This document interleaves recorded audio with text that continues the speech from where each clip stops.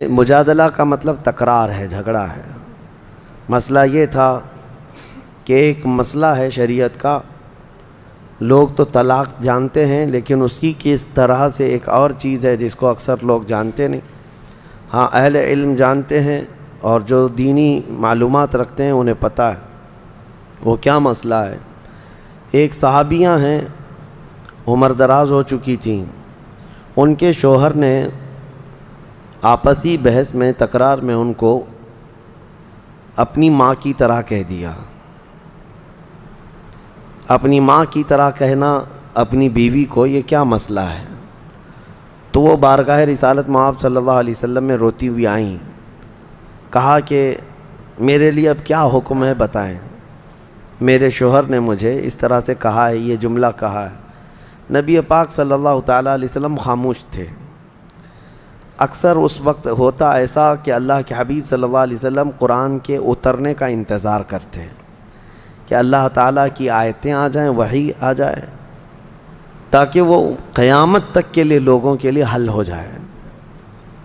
تو وہی رب تبارک و تعالیٰ نے آیتیں نازل فرما دی۔ قد سمع اللہ قول التی تجادلک فی زوجہا وتشتکی الی اللہ۔ اللہ تعالیٰ نے سن لیا اس عورت کی جو آپ سے بحث کر رہی ہے۔ وہ بحث کیا کر رہی تھی؟ صحابیہ بار بار پوچھ رہی تھی کہ میرا مسئلہ بتاؤ، میرا مسئلہ بتاؤ، اور اللہ کی بارگاہ میں وہ شکایت یہ کر رہی تھی کہ اللہ میرا فیصلہ کر دے جلد سے۔ اللہ فرماتا ہے واللہ یسمع تحاورکما۔ ان دونوں کی جو کنورسیشن ہے شوہر اور بیوی کی، یا پھر یہاں پر نبی پاک صلی اللہ علیہ وسلم کی اور جو صحابیہ تھیں ان کے متعلق قرآن میں اللہ فرماتا ہے کہ اللہ سن رہا ہے جو کچھ بھی وہ بحث ہو رہی۔ اب مسئلہ بیان فرماتا ہے رب تعالیٰ، الذین یظاہرون منکم من نسائہم ما ہن امہاتہم انہم، یعنی جن لوگوں نے زہار کیا اپنی بیویوں سے۔ زہار، اس کو طلاق کی بہن کا نام ہے۔ یہ طلاق میں مرد نے اپنی بیوی کو کہہ دیا کہ آج سے تو مجھ سے آزاد ہے، یا میں نے تجھے طلاق دے دیا، یہ الفاظ ادا کیا تو بیوی اس کے نکاح سے نکل گئی۔ طلاق کی بھی قسمیں ہیں بہت ساری۔ ایک طلاق دیا تو اس کو رجوع کر سکتا ہے، یعنی واپس لوٹا سکتا ہے، اس کے لیے نکاح وغیرہ کی ضرورت نہیں ہے۔ اور اگر 3 طلاق دیتا ہے تو وہ مکمل اس کے نکاح سے خارج ہو گئی۔ اب یہاں پر ایک بڑا مسئلہ پھیلا کر رکھا ہے ہمارے ملک میں لوگوں نے، حلالہ۔ حلالہ شریعت میں ہے ہی نہیں، اس کو ہم حلالہ نہیں کہتے، نکاح جدید۔ عورت کو اگر کسی نے طلاق دیا 3 طلاق، تو پھر اب وہ عورت اس شوہر کی عدت گزارے اور اس کے بعد وہ دوسرا کسی سے بھی نکاح کر لے، نکاح جدید، حلالہ نہیں ہے۔ جیسے نکاح ہوتا ہے اوریجنل نکاح کرے، پھر وہ دونوں لوگ رہنا چاہیں تو رہیں، یا پھر الگ ہونا چاہیں تو الگ ہو جائیں، پھر پہلے والے شوہر کے لیے وہ حلال ہو سکتی ہے۔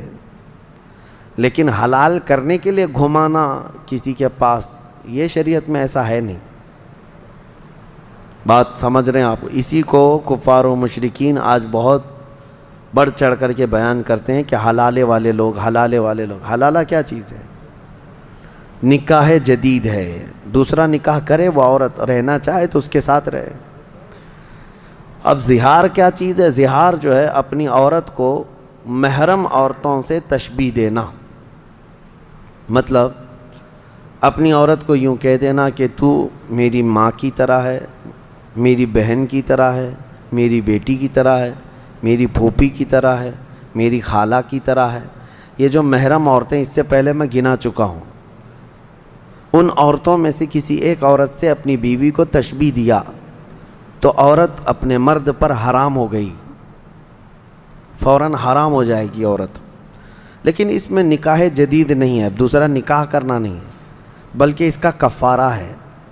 جس نے اپنی عورت کو یوں کہا اس کے لیے کفارہ کیا ہے؟ رب تعالیٰ فرماتا ہے کہ والذین یظاہرون من نسائہم ثم یعودون لما قالوا فتحریر رقبۃ من قبل ان یتماسا۔ ایک غلام آزاد کرنا ہوگا چھونے سے پہلے، عورت کو چھونا حرام ہے اس کے لیے۔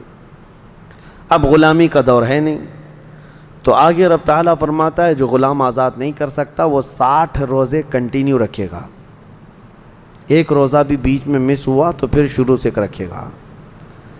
فمن لم یجد فصیام الشہرین متتابعین، کنٹینیو 60 روزے، اور جس سے یہ بھی نہ ہو سکے پھر وہ 60 مسکینوں کو کھانا کھلائے گا، تب جا کر کے بیوی اس کی حلال ہوگی، اس سے پہلے اس کے لیے بیوی حلال نہیں ہے۔ یہ مسئلہ سخت ہے، اس کو ہمیشہ یاد رکھیں۔ یہی زہار کے مسئلے پہلے ہی صفحے میں اللہ تبارک و تعالیٰ نے بیان فرمائے، اور رب تعالیٰ فرماتا ہے کہ بیویاں تمہاری نہ ماں ہیں نہ ہی تمہارے لیے وہ بہنیں ہیں، اس طرح کے الفاظ کہنے بھی نہیں چاہیے۔ تو یہ زہار کے مسئلے یہ بیان ہو جائیں۔